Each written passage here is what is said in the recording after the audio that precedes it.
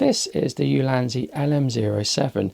It's a combination between a torch and a video light. Let's open the box and find out what's inside. So these are all the things you get in the box. You get a manual, not that you need much direction with using this. You get the torch itself, get a USB-C cable, which I've not opened, and you get a diffuser. The torch is very simple. It's got a button to turn it on, long hold to turn it on, and you can move this up and down, and that helps to focus the light. So when it's like this, it is wide. When it's like that, it's more focused. So the top button does the intensity or the brightness, and we can cycle through 3 levels of brightness, 1, 2, 3, and then it will go back to its lowest setting. This K button here does the color temperature. I'm cycling through warm, cool, and in between, and that's all it does.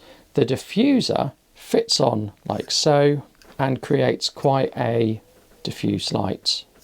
So it just helps spread the light around, and we can change how much it spreads it around by moving this up and down when it's best to use this in its wide setting. So at the moment I'm recording at 1/50 of a second, f5.6, ISO 400.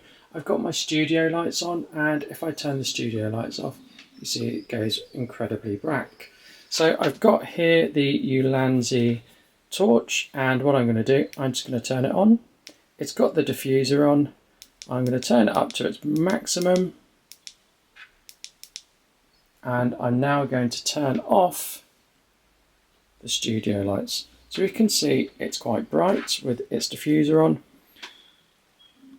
It acts as a torch. I'm going to now take the diffuser off, and I'm going to shine onto the mannequin on its brightest setting, and I'm just going to do some spotlighting. So this is its wide setting, this is when it's very focused.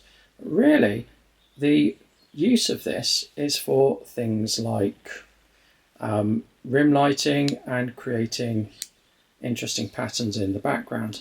So you see, I can put a pattern behind the mannequin, which is quite useful. I can also cast a rim light on the mannequin, which again is quite useful. If I change the colour, because the colour comes from different LEDs, the colour moves around. Now that's not a problem, but it means if we set this up on a tripod and then we go and change the colour, where it lands is going to move. It's more pronounced on the zoomed than it is on the wide, but you can see that the colour will move about. So I've now put the background light back on, and what I'm going to do, I'm just going to use this as a rim light just to make her stand out a bit more from the background. So you can see this is very good as a rim light. And what I'm going to do now, I'm going to put the diffuser on, and I'm going to change the colour temperature to orange, and I'm going to turn the light out, and I'm going to put this behind the mannequin. So unfortunately that's really difficult to see, so I'm going to have to drop the aperture down to f2.8, and I'm going to have to raise the ISO.